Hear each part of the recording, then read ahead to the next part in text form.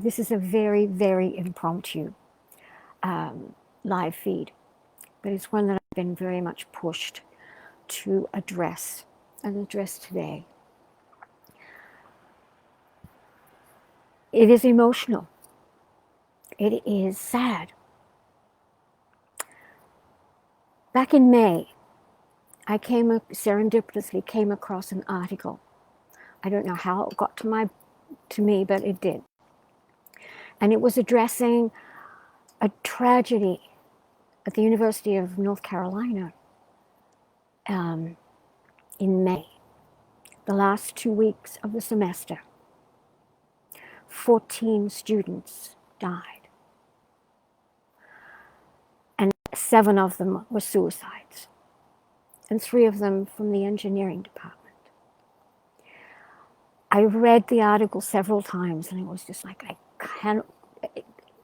couldn't fathom 14 students in 2 weeks before the end of the spring semester. Out of that, the videos on decoding yourself through the psychology of the 21st century was born. And so I recorded them in May, just a complete and utter flow of time and space. And it was to address why and how we can help ourselves, know ourselves better, and others. Because what is currently being done in mental health facilities, as for psychiatry,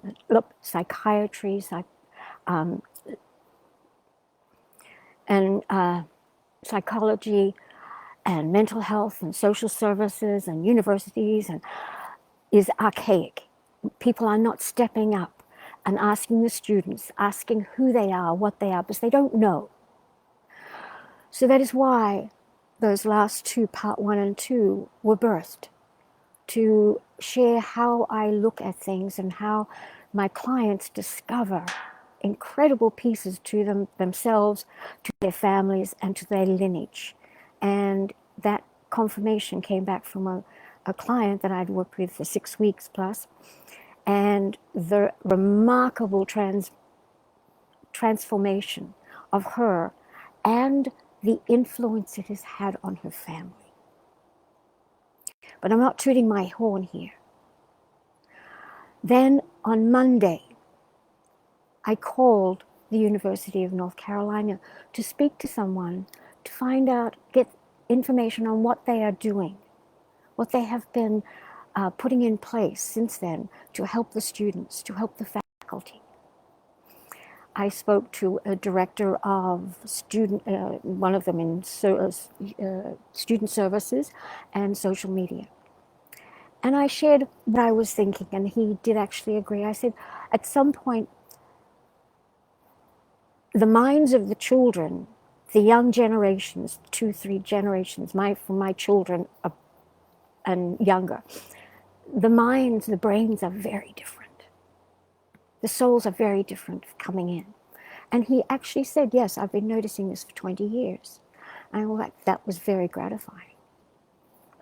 So we had the conversation. I shared who I was, why I looked at things from that spiritual perspective, and knowing that it was making him very uncomfortable. But I could not do anything else other than that. We talked about the students and asked what they might be doing. What would they like to hear? What would they like to learn? What are the questions they are asking? And of course, I got the feedback that, yes, those departments and the faculty and the administration has put out a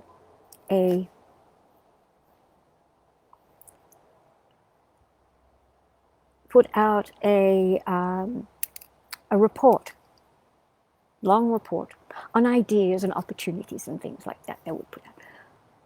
But I don't believe there was any changes. It was sort of keeping status quo, because that's difficult. How do you connect?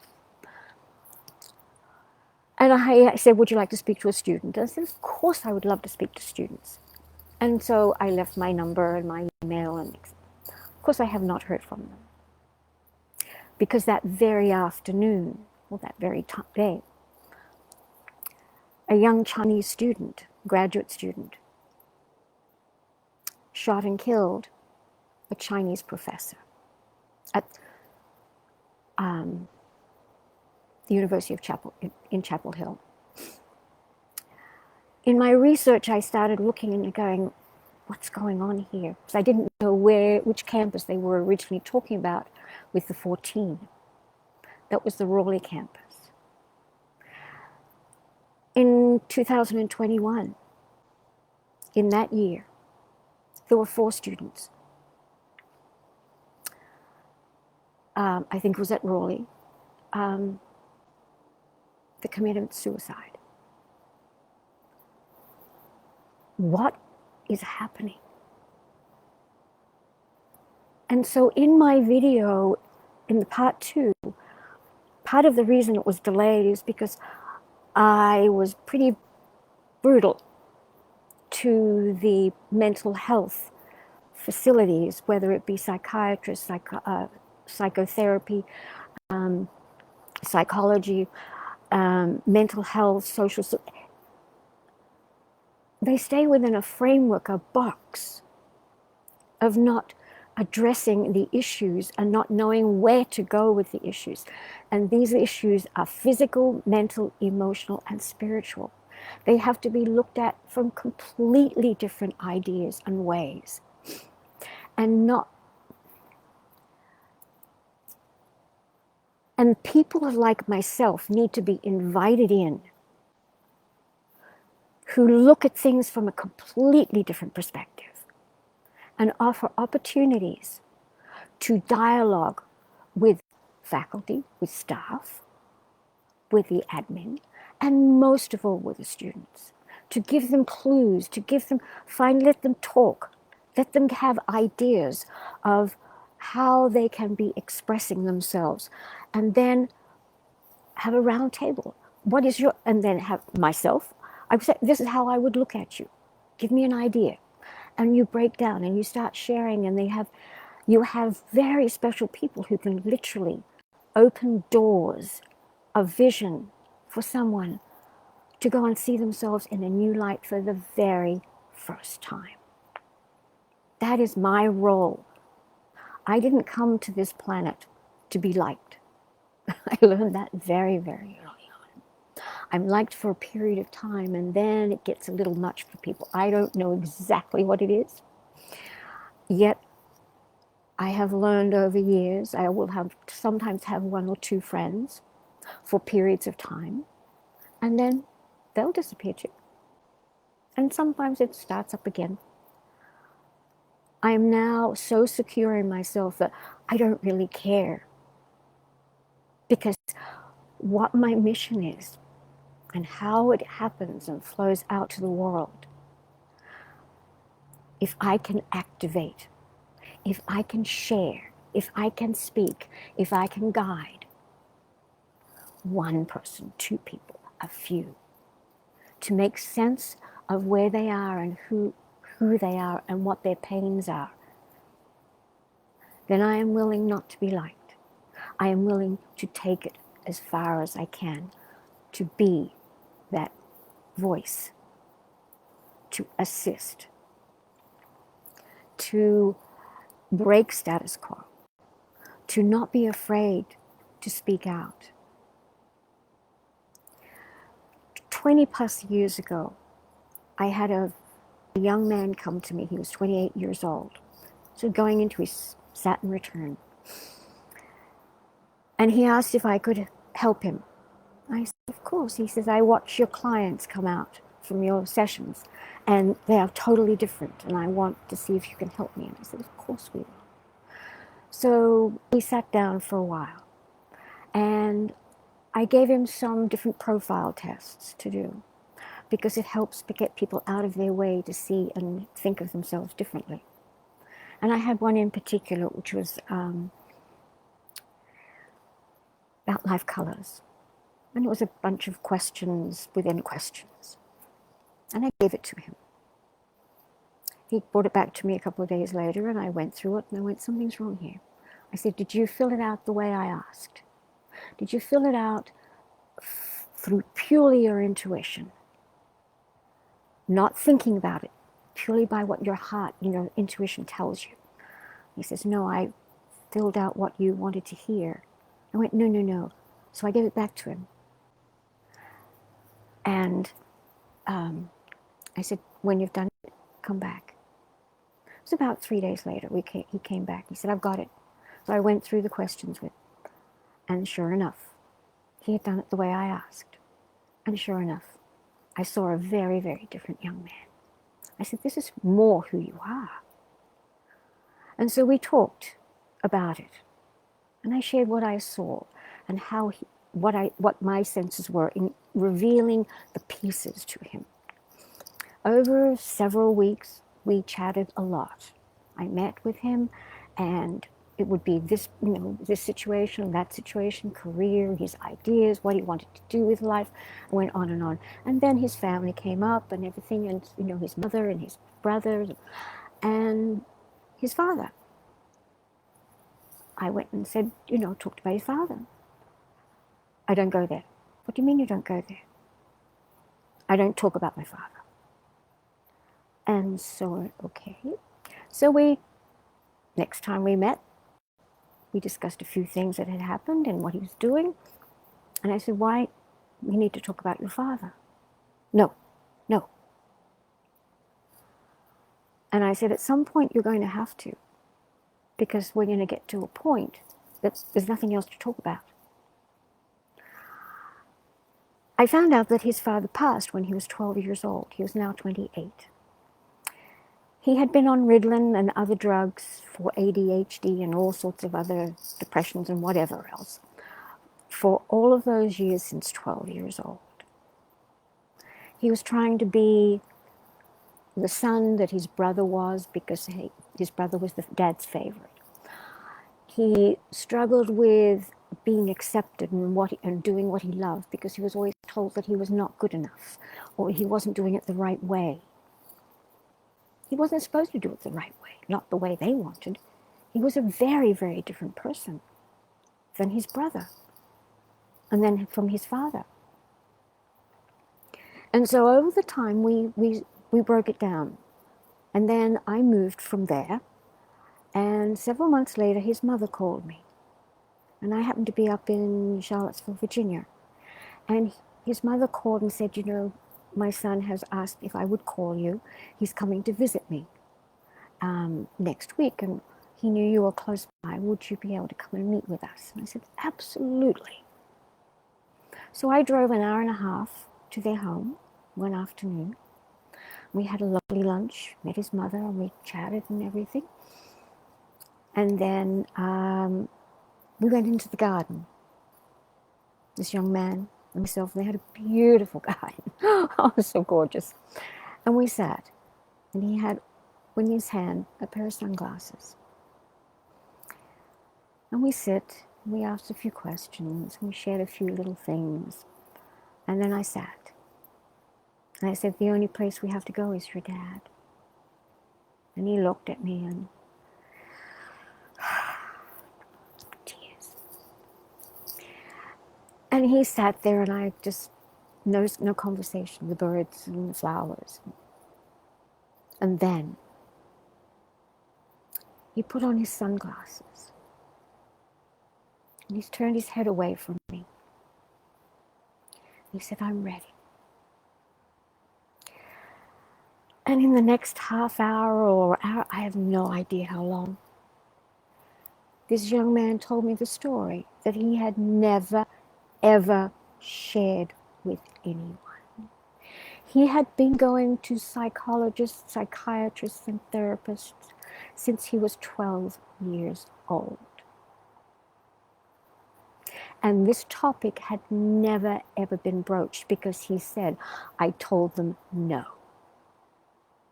And I said, didn't anyone push you? Didn't they try? Nope. I was emphatic. I said, no, I'm not discussing it. And that was it. And in all of those years, not one single therapist had spoken to this young man about his father. He said, I'm ready. And so he shared. that his father was very ill. He had cancer at 12 years old. And the sicker he got, his brother was closer, and this young man pulled away. He says, I couldn't face my dad. I couldn't face my dad. I didn't want to see him go. And so he went on and he shared.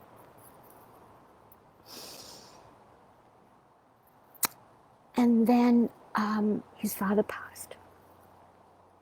His mother went through a very, very hard time because her parents also passed in that same similar time frame. No, her parents had passed when he was very young, and so he had not been nurtured because his mother didn't have it in her at that moment in time to help this young one. So there was always that break in the emotional bond that he realized that he was not important. He didn't think he was important to have somebody be emotionally connected to him. Because his father was not, because he was closer to his brother. And so I let him talk and talk and talk and talk. And I said, what, at the end, and I said, what changed in you? And he said, I was guilty of my father's passing because I wasn't there for him. I didn't want to see him. He says, I was responsible. And I went, no, you were not. I said, have you ever told anyone this? He says, no, never. My mother, nobody knows. And the honor that this young man did to trust me, to share the most important thing that he had ever, ever hidden, was a gift way, way bigger than me. And so we talked and he shared, and over the half hour, whatever it was, I started to see the lightning. I started to hear a voice change. He was acknowledging how that pressure was releasing. And so that then now he can go on because he shared with someone. And that person was somebody who understood, who did not judge him. Over the next couple months, we spoke, but he was in another state.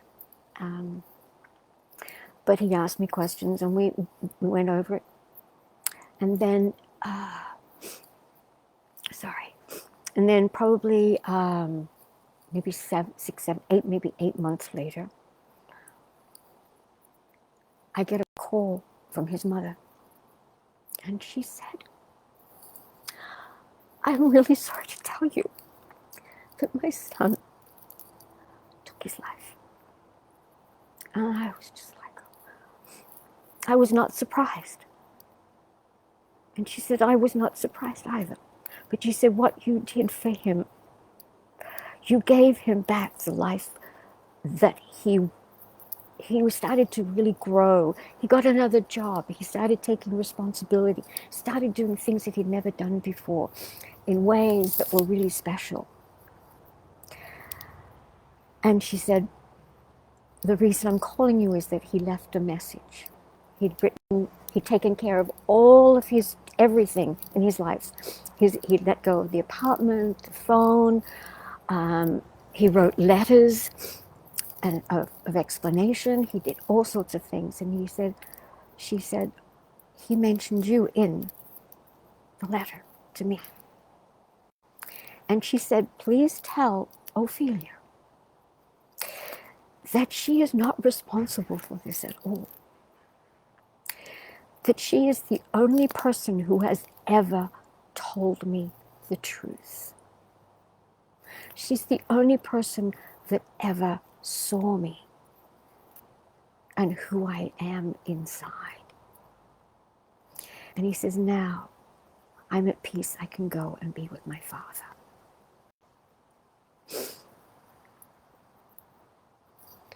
In all of those years, not one psychotherapist, psychiatrist, psychologist, student, a teacher, anybody had the forethought, had the empathy, had anything to go and reach out to this young man and help him come to that place of saying, I was guilty, and he wasn't. So what of all of the reason I do what I do is because I go to places that most people will not go. I go to places that,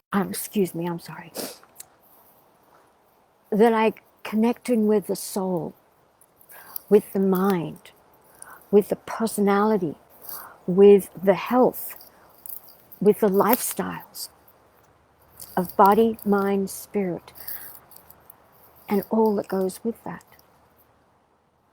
And the young woman I have been working with, she validated all of this because her relationship with her parents now, that I explain in the video. I got a message the other day saying, it is surreal and exceptional that I can literally see and feel the change in my family and the lineage from the work you and I did together. She's 32 years old.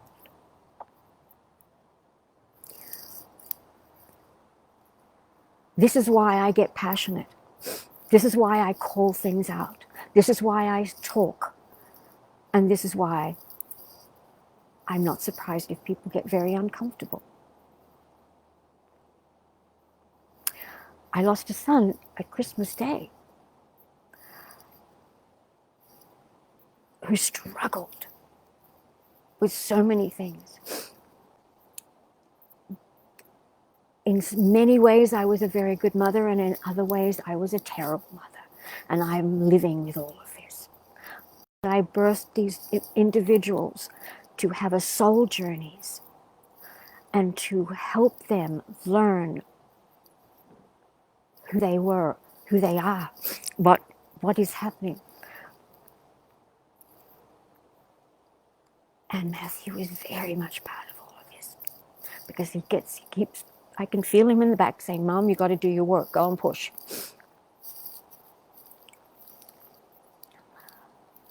So to the families of the young ones in North Carolina University, Chapel Hill, and Raleigh, and anywhere else, my heart breaks for you. My heart goes out to you. If there are any therapists of any description, I ask you to start looking at yourself and looking at the world from brand new eyes. Please. What I call the psychologies of the 21st century did not exist in the form that they are put out now prior to 1987. Yet they are all based on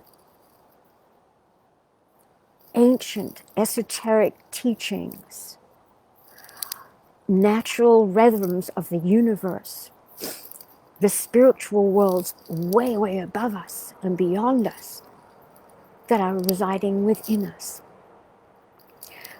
We have to have the courage to piss people off in order to wake them up. We have to be able to stand on a stage in front of an audience and be vulnerable enough and caring enough to tell your truth of authenticity, to be valid. If they all stand up and walk out, so be it. Yet you've planted the seed of the truth that you hold, coming from your soul and from your heart and from every cell and molecule in your body. That is our responsibility. It's our responsibility to the world in these times, because the world will not change. In human design, when Ra was given his information, one of the very interesting parts of it, which is the breakdown of types. And you start off, you have manifestors, and you have manifesting generators, projectors, and reflectors. And he put out that there are percentages of those categories that are spread out across the planet. And 70% of the planet, the population of the planet, can fall into the category of generators and manifesting generators. That they are the ones who respond to life, respond to needs, respond to orders, respond to whatever's going on in the world. They don't create anything, they respond, and they are the worker bees. We need all the generators and manifesting generators, of course. The next, that's 70%. Then there's a 20%, right about 20% of the population of projectors, that they need to be invited in to be included. And then you have about 8% of the population who are the manifestors, who are initiate, who activate, who inform me, who inform, who challenge, and often piss people off. Because others can't see and do and be as fast as a manifestor, generally. Not all the time, just generally. And then you have a reflector, who is 1% of the population. Michael Jackson was a reflector. He showed the world how he sees the world, reflecting back at him. And to me, the most tragic example of this was when he tried to become white. He tried to bleach his skin inside and out to become white. Because in his reflecting back at him, what he was reflecting back at the population was that he was seeing that the white-skinned people were accepted. And therefore, he needed to reflect that back. He needed to become white. That is a very, very, very sad testimony, but was missed by virtually everyone. Yes, I am not angry. Sometimes. I am passionate. If I push your buttons and you hang up and you disappear, fine. I've planted the seed. If you want to learn and become something different in your work, then go and find it. Research it. Search for yourself, because the only way that can happen is if it comes from you physically, personally. You have to know who you are from so many perspectives. And that is my gift. Or you find somebody else who has the gift. But please, for yourself, for your families, for your children, for your grandchildren, for strangers, we have to do a whole lot better to be cohesive in this world.